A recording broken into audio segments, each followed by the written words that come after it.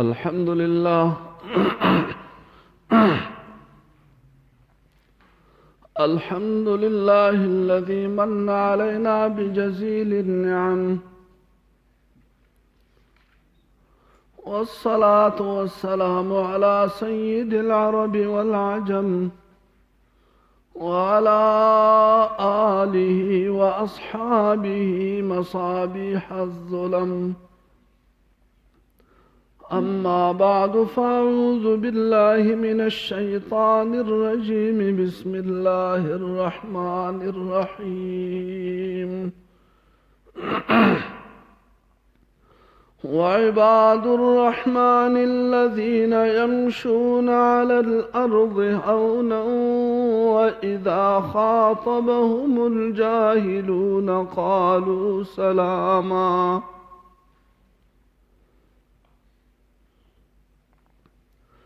سورة الفرقان آیت نمبر 63.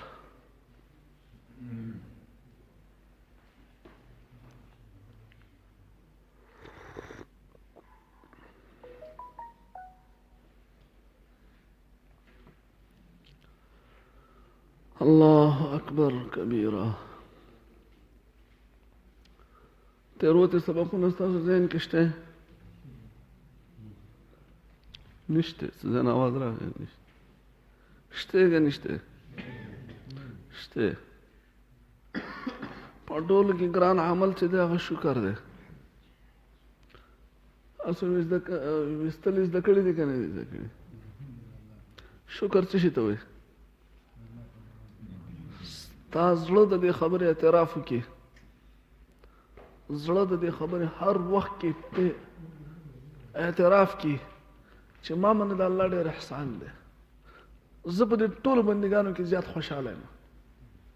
په ټولو کې زیات رحم الله په ما کړی دی. تاسو پوهېږئ په دې خبره باندې؟ هغه کوم څه چې نشته د هغې سوچ نه کوي، دا ناشکري ده. کوم څه چې شته هغه څه چلو کوي، د هغې ذکر کوي.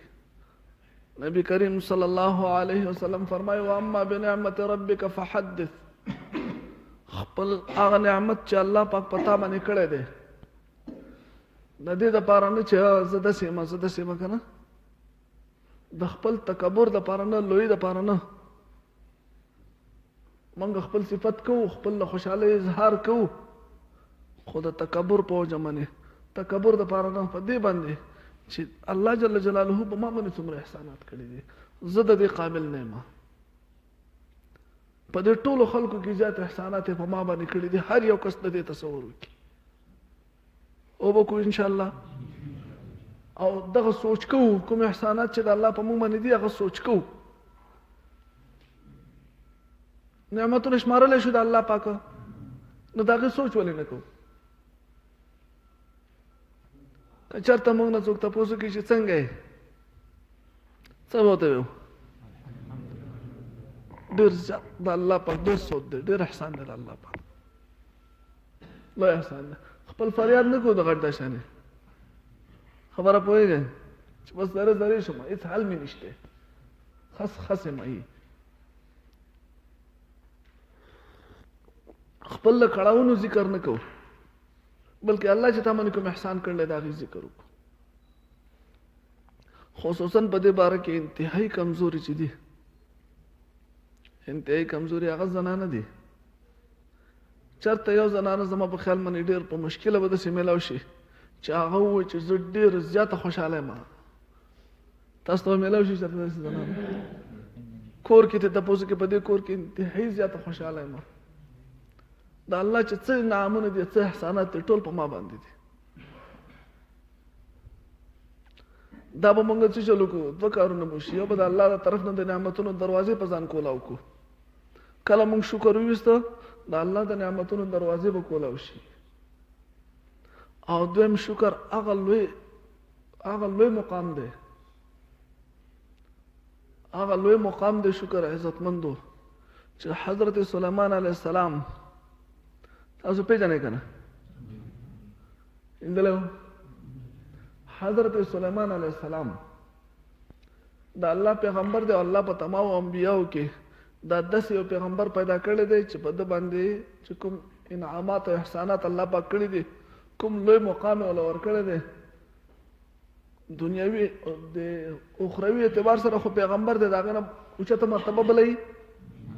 ټولو کې لوی مقام په دیني اعتبار سره هغه نبوت دی او هغه ته میلاو شوی دی. په دنیوي مقام کې چې الله پاک په هغه باندې کوم احسان کړی دی، نه مخکې چېرته چا باندې دومره کړی دی، نه وروستی په چا باندې دومره کړی دی. تر دې پورې چې الله جل جلاله د هغه د دعا موافق دا د هغه د دعا نه داسې ظاهرېږي چې تر قیامته به الله جل جلاله دغسې حکومت دغسې بادشاهي بل چاله نه ورکوي او نه د هغه نه مخکې چاله ورکوي. نو لوی مقام شو که نه شو؟ نو چې یو سړي ته دیني اعتبار سره زما د خبرې مین پوینټ له راشي چې په دیني اعتبار سره سړی په اوچت مقامي په اعلی ټاپ مني او په دنیوي اعتبار سره په ټاپ مني چې د هغې نه اوچت بل څه شی نه هغه الله پاک تعالی اوچت کړی دی، دعا غواړي. سلیمان علیه السلام الله پاک تعالی اوچت کړی چل کوي دعا غواړي. ستاسو په خیال دی به څه شی غواړي؟ پوهېږئ که نه پوهېږئ؟ که دین غواړي الله والا ورکړی دی، که دنیا غواړي الله ورکړې ده. سلیمان علیه السلام چې د الله پاک نه غواړي 3 څیزونه غواړي، 3. نو یقینا چې هغه د هغې به ډېر لوی مقام وي که نه، کوم څیزونه چې د دې نه وروستی سلیمان علیه السلام غواړي ډېر اهم څیزونه به وي که نه. اولنی دغه دا دی، اولنی څیز چې غواړي الله پاک دا تماما دومره لوی احسانونه کړي دي، د دې نعمتونو او د دې احسانونو د شکر توفیق ماله راکړي. څه که چېرته داسې ونه شي ګورئ چې الله پاک په تا باندې احسان وکړي او ستا د ناشکرۍ د لاسه هغه تا نه واپس واخلي. یوه خبره دویم ستا ناشکري چې ده وقلیل من عبادی الشکور، وقلیل من عبادی الشکور. الله وایي زما په بندګانو کې شکرګزار ډېر کم دي، ځکه دا ګران عمل دی. سړي ټول عمر هغه هلکه ستا څو ګوتې دي؟ یو کس څو ګوتې دي ټولې؟ 10. په دې 10 کې په یوه ګوته باندې دړي او 19 جوړي، 19 ګوتې جوړي او یوه ګوته باندې دړي. سړي ته کومه مخې ته حقه یو مخې ته د دې 19 د جوړو باره کې ته سوچ کړی دی؟ دا د الله طرف نه امتحان دی. ګورې یاد ساتئ شکر وستا آسان کار نه دی. هغه یو بزرګ چېرته په لاره باندې ته دا خپه یې ولګېده، زخمي شوه، بیا هغه وخت ډېر هغه زخم ډېر خورېده. بیا طبیبانو د دې دغه وکړو چې دا دې ته کټ کړی شي، د ده نه دا خپه کټ کړی شي. هغه عمل دی پې هغه خپه یې ته غوڅه کړه، چې غوڅه کړه خپه د مخې ته پرته ده. تاسو ما ته ګورئ، خپه د مخې ته پرته ده. دی وایي چې الله پاکه ستا لاک لاک شکر دی. په دغه ټایم کې وایي الله پاکه ستا په کروڑونو شکر دی چې تا زما یوه خپه خو واخسته، خو بقایا ټول بدن دې ما ته جوړ پرېښو. په دې کې لاسونه هم دي، په دې کې سترګې هم دي، په دې کې غوږونه هم دي، په دې کې ژبه هم ده، په دې کې بله خپه هم ده، په دې کې زړه هم دی، په دې کې دماغ هم دی، عقل فکر دی. دا ټول دې ما ته جوړ پرېښو، صرف یوه خپه دې واخسته. که ستا خوښه وي تا زما نه ټول اخیستی شو، هر څه دې زما نه اخیستی شو، لاسونه به دې رانه اخیستي وي، سترګې به دې رانه اخیستې وي، زما څه اختیار و؟ الله پاک ستا په دې بقایا پاتې کولو باندې لاک لاک شکر دی. د الله پاک په دې خصوصي بندګانو باندې امتحان هم راځي، سخت راځي. لږې ورځې وروستی زوی یې د چت نه راتاو شو، هغه وفات شو. چې وفات شو دی چې خبر شو یا الله پاکه ستا په کروڑها شکر دی چې یو زوی دې واخیسته، نوره ټوله کډه دې زما جوړه پرېښې ده، زما ټوله کډه نوره بقایا جوړه موټه دی، 40-40 ته یو زوی دې قدرې واخیست. که تا دا ټول اخیستی وی تا نه به چا تپوس کړی. لکه د دماغ روح دی که نه په کوم طرف راوړي؟ د شکر په طرف راوړي. په ځای د دې چې د دغه زوی فریاد موږ شروع کړو دا ناشکري ده که نه ده؟ د کومو نعمتونو؟ د هغه بقایاو نعمتونو ناشکري ده که نه؟ یو غم دپاره دومره پریشانی چې تمام خوشحالۍ نه هېرې کړي، یو ټینشن دپاره تمام انعامات هېر کړي د الله پاک. تا ته به یو مسله یا به دوه مسلې یا به درې مسلې 24 غنټې په دغه تصور کې دا نور د دې د خوشحالۍ د کوم انعامونه چې دي د دې د شکر به تعالی څوک ادا کوي. او شیخ سعدي صاحب رحمه الله فرمایي چې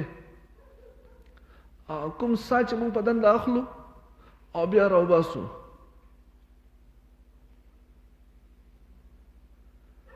الله اکبر،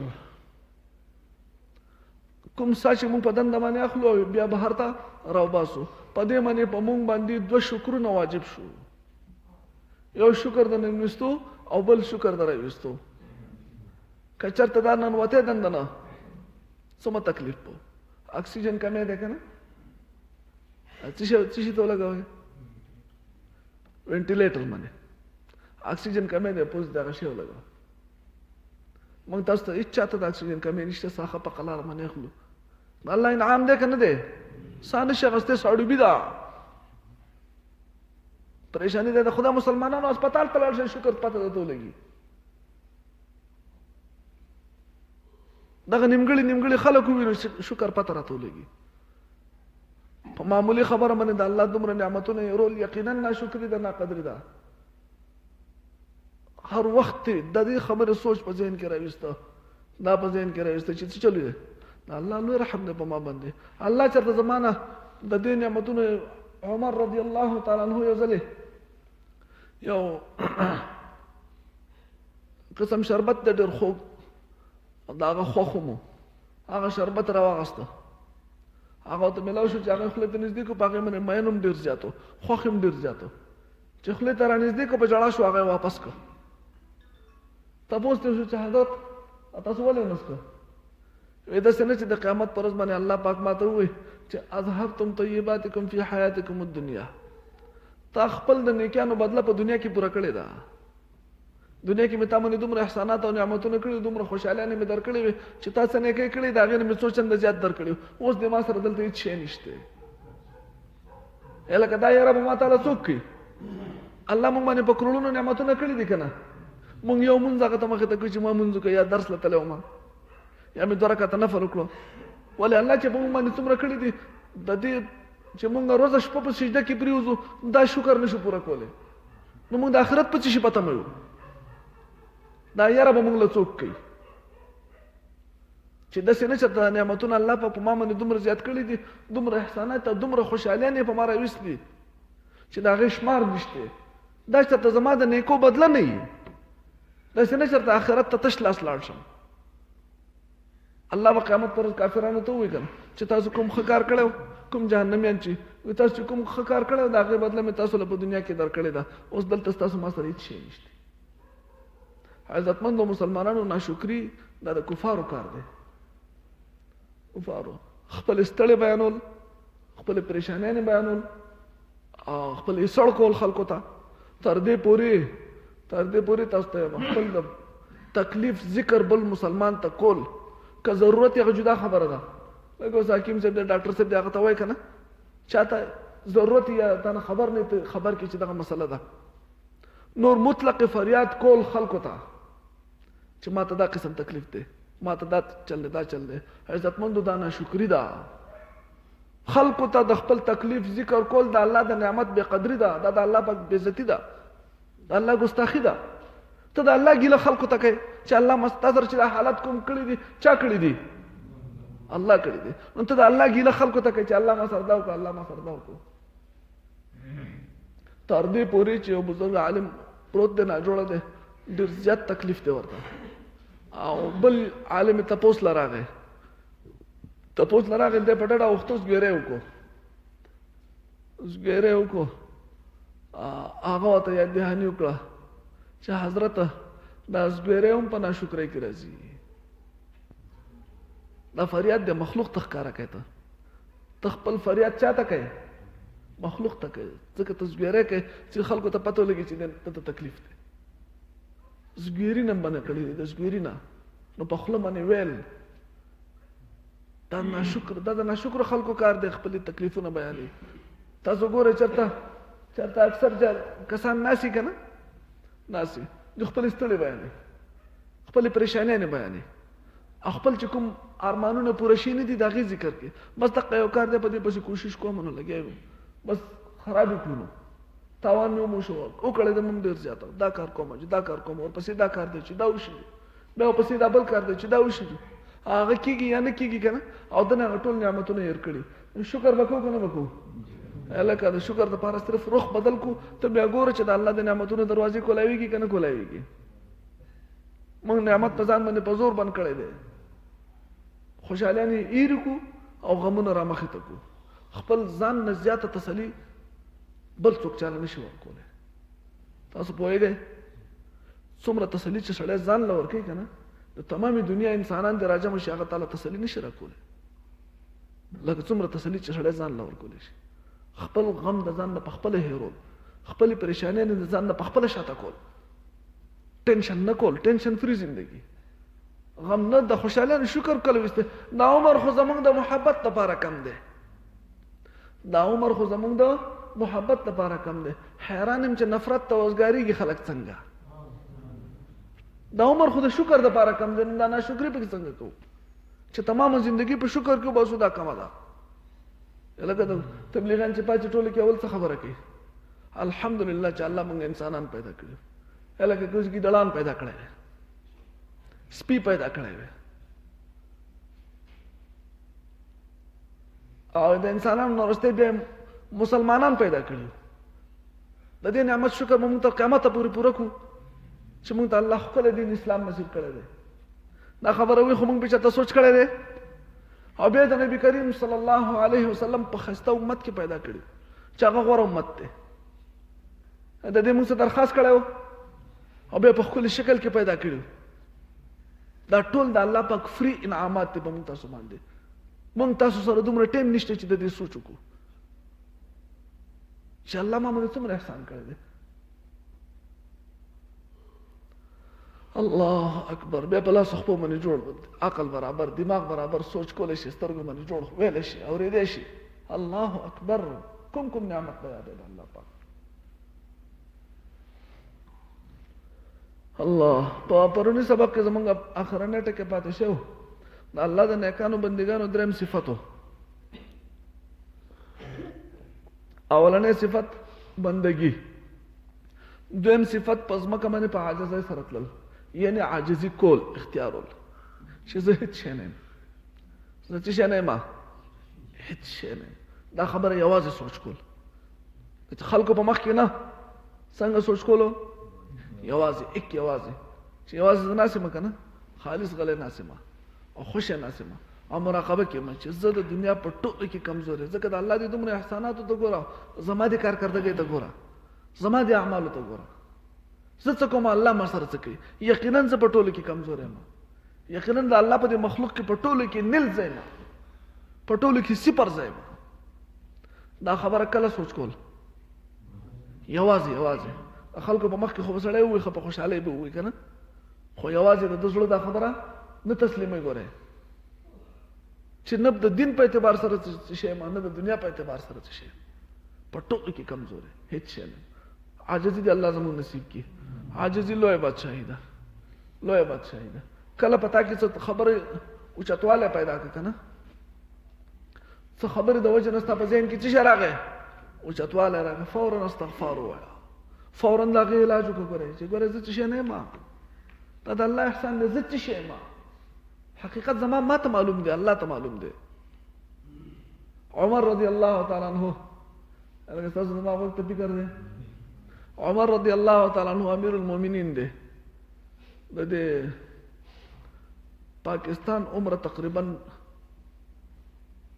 20 خوشه ملکونه، د پاکستان عمره 20 ملکونه چې تقریبا دومره هغه د هغې حکومت کوي. یو ځل اعلان وکړو ټول جومات ته راشه، ټول خلک جومات ته رالو. امیر المؤمنین حکم دی، خلک څه بهر دي، څه دندې دي، ګڼه ده. امیر المؤمنین څه نوی حکم اوري. امیر المؤمنین راغی منبر ته وخوت، اے خلکو تاسو ما پیژنئ؟ امیر المؤمنین یې زمونږ، عمر ابن خطاب امیر المؤمنین یې زمونږ. نه حقیقت زما پیژنئ وي، مونږ پیژنو تا کنه، ښه دې پیژنو. وی دغه زه د پلانکۍ زوی وم او شلېدلې جامې او څیرې جامې به مې بغاړه وې او د پلانکي دا اوښان به مې څرول، بیزې به مې ساتلې وې. تاسو ته یاد دي؟ دې مشرانو ته به یاد دي زما د حقیقت. دا خبره وکړه، منبر نه راکوز شو، خلک حیران شو. علي رضی الله تعالی عنہ راغی، امیر المؤمنین تاسو خو صرف خپل د ځان بې عزتي وکړه او راکوز شوئ. دې کې خو خلکو ته مونږ ستاسو امیر المؤمنین د څه حکم کوي، ستاسو څه مقصد په دې؟ خو هغه یوازې ناست وم، شیطان راپسې راغی، ما ته ویل څومره غټ سړی دی، تمام امت مسلمه امیر المؤمنین بادشاہ یې. نفس مې داسې چت و چت شوی. ما راشه تا ته چل ښیم، صبر وکړه، ستا حقیقت په خلکو ښکاره کوم. تاسو پوهېږئ نو اولنی څیز څه شی دی چې خپل ځان وپېژنئ چې ټولو کې هېڅ شی زه نه یم، ټولو کې کمزوری ځای، ټولو کې سپک ځای یم، ټولو کې ذلیله ځای یم. او دا خبره زما زړه ومني، ګورې په ویلو نه زړه ومني. دریم صفت بیانوي، واذا خاطبهم الجاهلون قالوا سلاما. کله چې د ناپوه خلکو سره د دوی کلام مخامختیا راشي، ناپوه خلک د دوی سره په خبرو اترو کې اولد شي، ونخلي، نو قالوا سلاما، دوی هغه ناپوه سړي ته، هغه جاهل سړي ته، هغه کمعقل ته داسې خبره کوي چې دا معامله ختموي، رفع دفع کوي. په خبره پوهېږئ؟ ځان ته خلاصوي، هغه سره نښلي نه، هغه سره دلایل او اقوال او قرآن او حدیث دا پیش کولو، یا هغه سره نور نخاطب، دا نور جهالت دی. دویم صفت د ده دا دی چې جاهل سړي سره خبرې نه برغږي، د جاهلانو قمقلانو سره خبرې نه برغږي. هغه چې څه وي بس دی ورته خوشحاله شي، ته چې څنګه وایې دغسې وي، که ښه وایې که بده وایي. چې جاهل دی په خپله باندې نښتې دی، چې الله پاک وایي چې جاهل دی، که نه جاهل دی، نه پوهېږي په خپله باندې نښتې دی، نو چل وکړه، هغه مخې ته کوي نه، هغه هایلایټ کوي نه، بلکې چل کوي، رفع دفع کوي، معامله ختمه شي، سړه شي سړه. قالو سلاما نه مطلب داسې خبره کوي چې په هغې کې سلامتي وي، ځان تې په خیر وباسي. هغه ځای نه د جاهلانو سره خبرې کول، هغو سره خبرې برغول، هغو سره مناظره کول، د هغو سره بحث مباحثه کول، دا د قمقل سړي کار دی. د چا کار دی؟ د ناپوه سړي کار دی. د الله د خاص بندګانو دا کار نه دی. ولقد امر على اللئيم يسبني فمضيت ثم قلت لا يعنيني. په یو طرف باندې تلم، هغه شاعر وایي یو کمینه سپک سړی و، هغه ماته کنځل وکړو. په لاره باندې روان وم، هلته یو سړی و، هغه څه چل وکړو؟ کنځل یې ماته وکړو. ما سر کته کړه، ځان ته مې وویل چې دا ماته نه وویې، ځان ته مې څه وویې چې دا ماته نه کوي، بل چاته کوي. هغه ځای نه لاړم. شریف سړی څه چل کوي؟ هغه ځان له تسلي ورکوي، ځان غولوي، او په ځای د دې باندې چې هغه چلو کې واپس جواب ورکړي چې ستا خو اتیا پیرې، څو پیرې؟ اتیا پیرې. دا د قمقل سړي کار دی. قمقل سره بحث مباحثه کوله، بیا وایي چې دی قمقل دی. په دې جنګ په دوران کې وایي چې دی څه شی دی؟ جاهل دی، دی قمقل دی. نو ته د کومه هوښیار یې؟ ته خو څپلو ډوبي چې د هغه سره بیا لګیا خبرې کوي او هغه سره خبرې برغږئ. په دې خبره پوهېږئ که نه پوهېږئ چې ته په خپله د دې خبرې اعتراف کوې چې دی جاهل دی؟ نه پوهېږئ زما په خبره؟ د دې خبرې اعتراف ته کوې که نه کوې چې دی جاهل دی؟ نو ته څه شی شوې؟ د هغه نه زیات شوې که نه؟ چې الله پاک وایي چې د جاهل سره خبرې مه برغږوه، قلار شه، بس غلی شه، خبره رفع دفع کا، چې په څه طریقه دې خلاصېږي په هغې دې ځان خلاص کا، او هغه سره نور بحث مه کوه، نور چړل مه کوه. الله اکبر. دا درېیمه خبره ده. د دې زمونږ د معاشرې سره دی خو ګورئ قمقل سړي په هر شي کې کاري ښه، او ځان چې خوشحالۍ که نه شکر وباسي، هغه دا دی چې هغه ځان له په زور ټینشن نه ګوري، په زور ځان له مسلې نه ګوري. هلکه د خدای مسلمان خپل کار کوه، ځه غمونه دي کم دی التل شي ته څوي ته څوي عدالت دغه وخت غنا واغو چې چلو ا دې د سړی سره ته پټه خبرو کته ته څوي نور خلکو سره هغه کې چې کار ساتي ځکه کې بسنه څه خبره د سره شي چې تا د لپاره بیا ټینشن جوړ شي یا به مسله جوړ شي نو د خیرانو یو خبره ده هم ده چې په نه کار کې کار نه ساتي کوم کسانو دماغ چې د هیرو زیات تعلق کنه هیرو هغه د ټینشن سره راځي او ټینشن دا دی چې د هر شي کې د سړی کار ځکه خامخا ټینشن کوي ځکه دا دماغ تقسیم شي هر ځای کې په هر خبره کې دا کار دی هر چا سره کار دی هر شي کې کار دی کور کې چې چل کېږي باقي کې کار دی په هر شي کې ګوتې وي او بهر چې دی په هر شي کې کار دی د خدای مسلمانانو چې تاسو سره د شي تعلق نه تانه چاته پوس نه کړي تاسو سره مشوره درګه نه کړي ځان چې کېږي د خدای دنیا دا د خدای انسانان دي څوک بڅنګ نه په هر شي کې به کار ساتو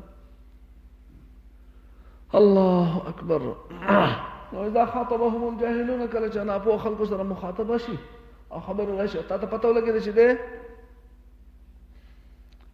قمقل له یا ده جهالت کوي اگر که جاهل نه ده خو په دې ټایم کې جهالت کوي اوم تعالی پورا ده خپو سړی به خو په دې ټایم کې ده په غلطه ده قلار ست عزت زنه پځې پرې ده اس معاملہ رفع دفقه وعباد الرحمن د رحمان ذات بندگان چې دی الذين کسان دي يمشون چې دوی ګرځي على الارض پزمک باندې هاونن پاجز سرا واذا خاطبهم الجاهلون کله چې خبرې کوي د دوی سره جاهلان باس کوي د دوی سره جاهلان قالوا سلام دوی ورته سلام او اکثر د دې خبرې د ترجمه کوي چې دوی ته اسلام علیکم سلام یعنی خبره ته ختم کی خو سلام نه مطلب په دې ځکه هر هغه خبره ده چې باغ سره معاملہ رفع دفع کیږي ختميږي باغ سره نور بحث نه کیږي هغه چې کومه خبره ته استعمال کړه صحیح ده اللهم صل علی محمد